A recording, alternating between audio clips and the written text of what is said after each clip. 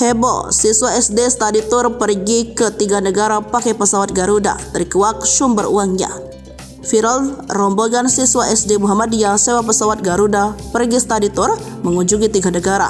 Siswa SD yang viral menyewa pesawat Garuda itu ternyata berasal dari SD Muhammadiyah Plus, Salatiga, Jawa Tengah. Tentu membutuhkan biaya yang tak sedikit untuk bisa menyewa pesawat dan berpergian ke 3 negara. Kini terungkap fakta terkait study tour mewah SD Muhammadiyah Plus Salatiga, Jawa Tengah tersebut. Diketahui biaya naik pesawat Garuda cukup merogoh kantong.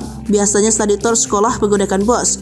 Menyewa pesawat Garuda sebagai transportasi study tour mereka. Momen para murid SD Muhammadiyah Plus Salatiga study tour naik pesawat pun viral di media sosial. Salah satunya diunggah oleh akun TikTok. Dalam video viral tersebut dikutip dari Tribun Jateng, pada Senin 6 Mei 2024, tampak ratusan siswa mengenakan seragam merah putih selayaknya anak SD.